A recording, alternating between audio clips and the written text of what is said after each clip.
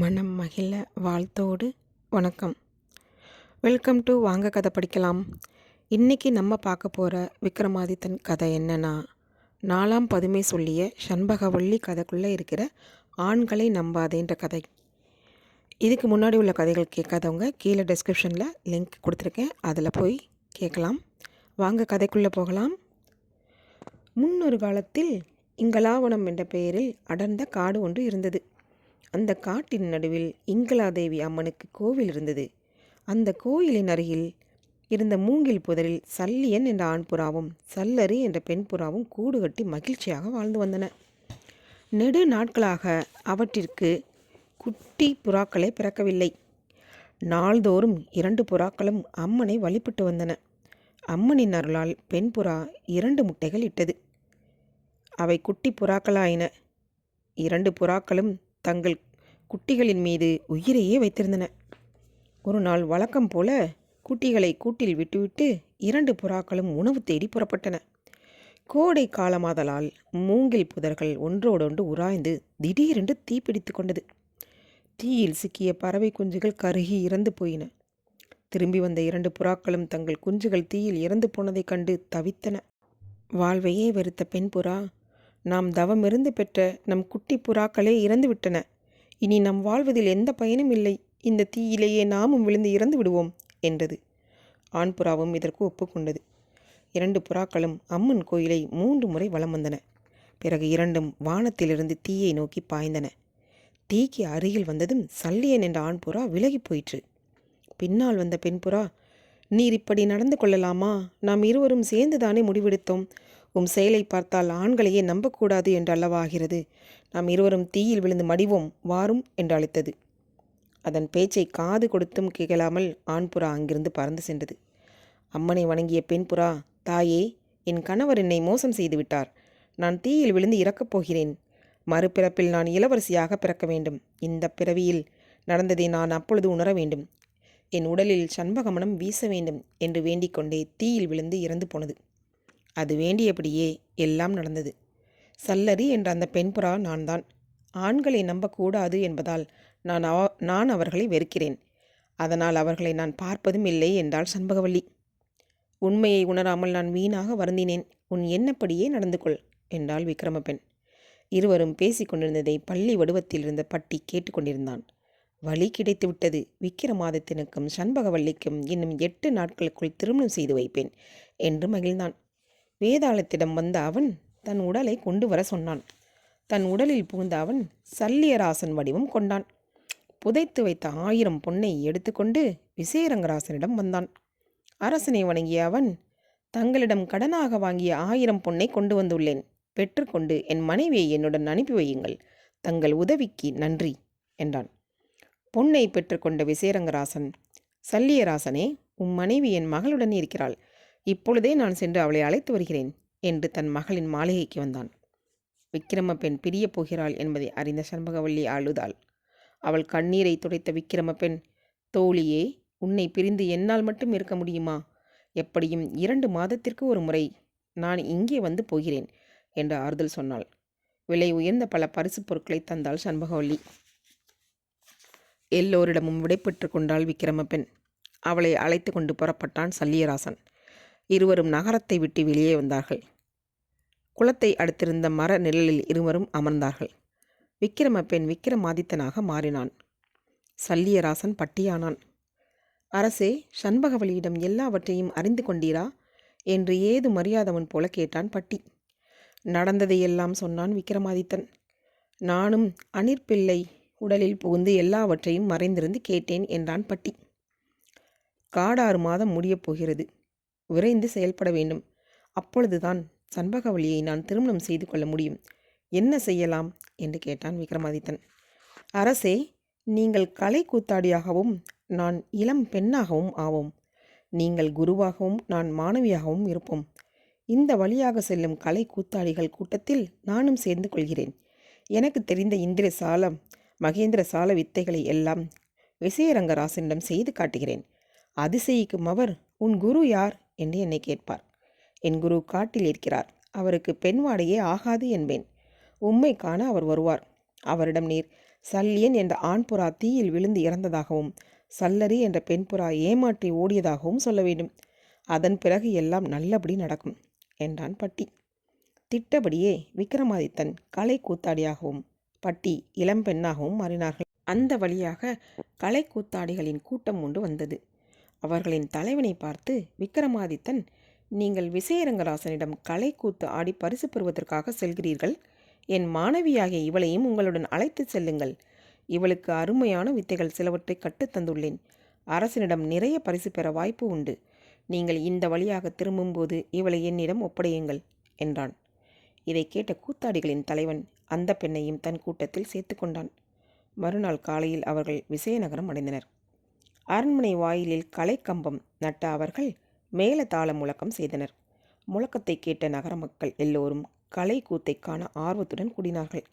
அரசனும் அமைச்சர்கள் சூழ அங்கே வந்து அமர்ந்தான். சண்பகவல்லியும் அரண்மனை உப்பரிகையில் திரைக்கட்டி என்ன நடக்கிறது என்று பார்க்க தொடங்கினாள். பட்டியாகிய பெண் கலைக்கம்பத்தில் ஏறினாள். மோகினி போல காட்சியளித்த அவள் தாளம் தப்பாமல் பல அரிய வித்தைகளை செய்து காட்டினாள். இந்திரசாலம் செய்ய நினைத்த அவள் கம்பத்திலிருந்து இறங்கினாள். விசயரங்கராசரே, வீர தீர பராக்கிரமங்கள் நிறைந்த என் கணவர் போர் செய்வதற்காக தேவருலகம் செல்கிறார் என்றாள். அப்பொழுது வானத்திற்கும் பூமிக்குமாக ஒரு கயிறு தொங்கியது. அவளால் உருவாக்கப்பட்ட அழகான தோற்றமுடைய ஒருவன் கையில் வாளுடன் அந்த கயிற்றை பிடித்து கொண்டு மேலே ஏறினான். எல்லோரும் வியப்படைந்து நிற்க அவன் அங்கிருந்தவர் கண்களுக்கு மறைந்து போனான்.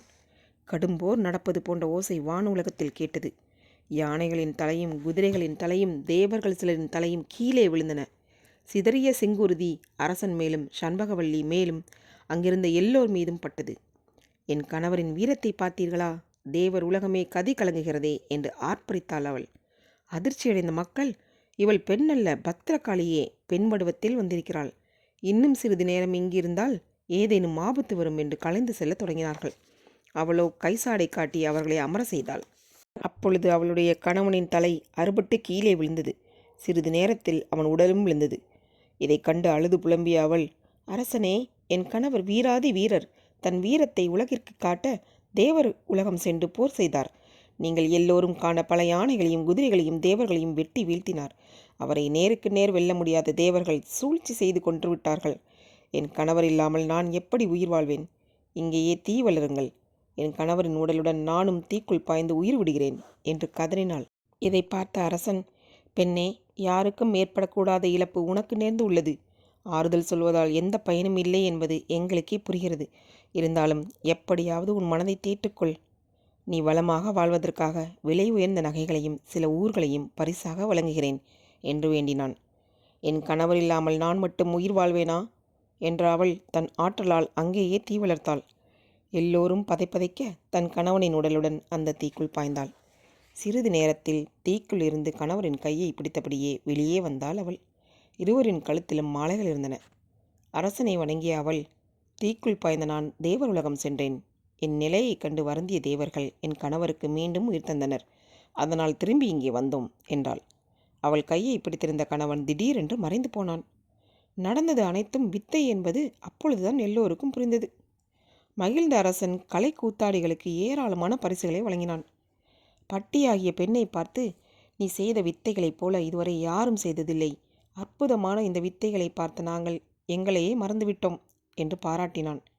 அதற்கு அவள், நான் செய்து காட்டிய வித்தைகள் எளிமையானவை. இதற்கே அதிசயப்படுகிறீர்கள்.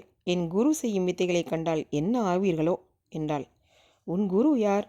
அவர் ஏன் இங்கே வரவில்லை என்று கேட்டான் அரசன். அரசே, என் குருவிற்கு பெண் வாடையே ஆகாது. அதனால் அவர் நகரங்களுக்கு வருவதில்லை. காட்டில் இருக்கிறார் என்றாள் அவள். உன் குரு செய்து காட்டும் வித்தைகளை பார்க்க ஆவலாக உள்ளோம். எங்களுக்காக செய்து காட்டுவாரா? செய்து காட்டுவார் என்றாள் அவள். பெண்ணே, நீ குருவிடம் செல்.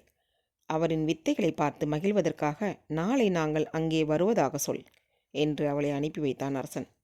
பிறகு வீரர்களை அழைத்த அரசன், நீங்கள் இவர்களுடன் செல்லுங்கள். இவர்களின் குரு இருக்கும் இடத்திற்கு எதிரே 2 கூடாரங்கள் அமையுங்கள். ஒன்றில் நானும் அமைச்சர்களும் தங்குவோம், இன்னொன்றில் இளவரசி தங்குவாள் என்றான். வீரர்களும் அப்படியே செய்து முடித்தனர். மறுநாள் அரசனும் அமைச்சர்களும் புறப்பட்டனர். அந்த பெண்ணின் குரு செய்து காட்டும் வித்தையை பார்க்க ஆசைப்பட்ட சண்பகவல்லியும் அவர்களுடன் புறப்பட்டாள். எல்லோரும் அங்கு வந்து சேர்ந்தார்கள். இளவரசி தனி கூடாரத்தில் திரைமறைவில் தங்கியிருந்தாள். மேலதாள வாக்கியங்களுடன் குருவை சிறப்பாக வரவேற்றான் அரசன். குருவாக இருந்த விக்ரமாதித்தனும் அரசனை வணங்கினான். வித்தையை காண்பதற்காகவே நாங்கள் வந்துள்ளோம். ஏன் பெண் வாடையே கூடாது என்று காட்டில் வாழ்கிறீர் என்று கேட்டான். கூடாரத்தில் திரைமறைவில் இருந்த சண்பகவல்லியும் அங்கே நடப்பதை பார்த்து கொண்டிருந்தாள். அரசே, முற்காலத்தில் இங்களாவனம் என்ற காட்டில் இங்களாதேவி என்ற அம்மன் கோயில் இருந்தது. அதன் அருகில் இருந்த ஒரு புதரில் சல்லியன் சல்லரி என்ற 2 புறாக்கள் கூடு கட்டி மகிழ்ச்சியாக வாழ்ந்து வந்தன. சல்லியன் என்ற ஆண் புறா நான் தான். நீண்ட காலத்திற்கு பிறகு அம்மனின் அருளால் எங்களுக்கு 2 குட்டி புறாக்கள் பிறந்தன. அவற்றை எங்கள் உயிருக்கு உயிராக வளர்த்தோம். திடீரென்று புதரில் பற்றிய தீயில் என் குட்டி புறாக்கள் இறந்து போயின. நடந்ததை அறிந்த நாங்கள் துடிதுடித்தோம். அதே தீயில் விழுந்து இறந்து விடுவது என்று முடிவு செய்தோம். நாங்கள் இருவரும் அம்மனை வணங்கிவிட்டு வானத்திலிருந்து தீயில் கீழே விழ வந்தோம். உயிர் மீது ஆசை கொண்ட பெண் புறா என்னை விட்டு போனது.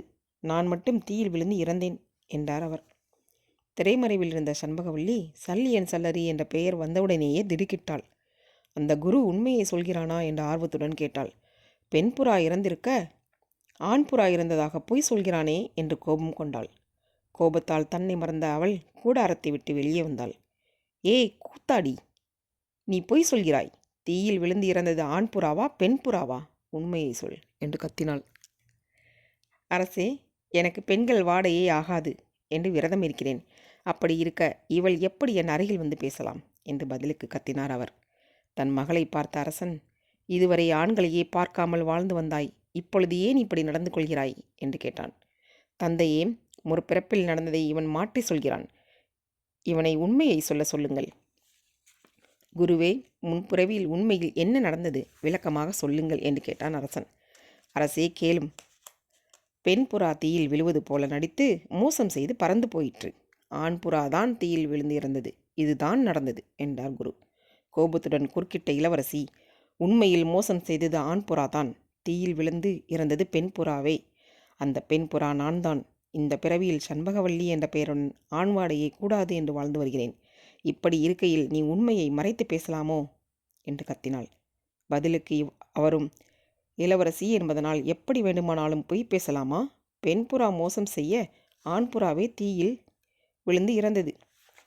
அந்த ஆண் புறா நான் தான். கலை கூத்தாடியாக பிறந்து பழைய பிறவி நினைவுடனேயே வாழ்கிறேன். எனக்கு பெண் வாடையே ஆகாது.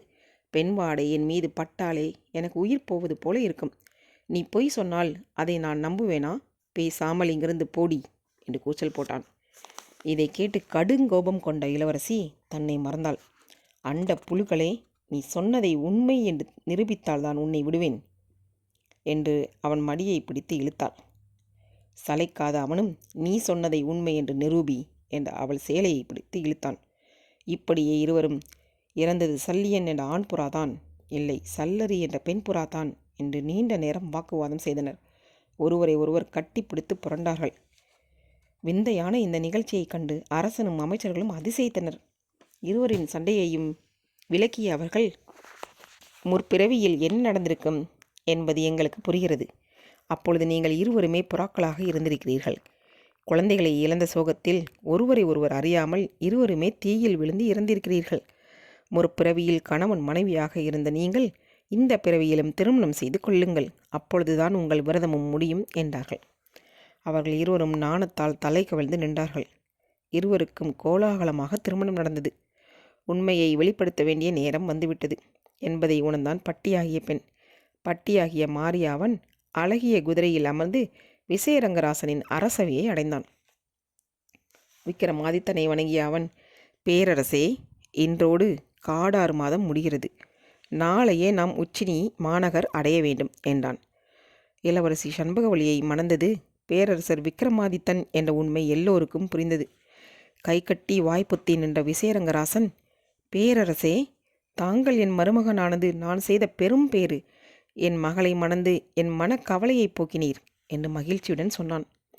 விசயரங்கராசனிடம் விடைபெற்று விக்ரமாதித்தன் பட்டியுடனும் தன் மனைவியுடனும் உச்சயினி வந்து சேர்ந்தான். மூவரும் பத்திரகாளி அம்மனை அன்புடன் வழிபட்டார்கள். மனைவியை அந்தப்புறத்திற்கு அனுப்பிய அவன் இந்த அரியணையில் அமர்ந்து ஆட்சி செய்தான்.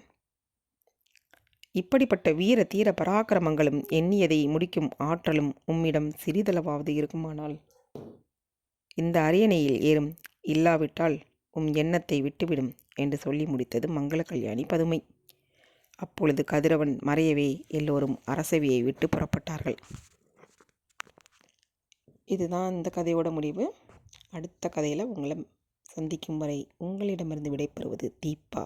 நன்றி, வணக்கம்.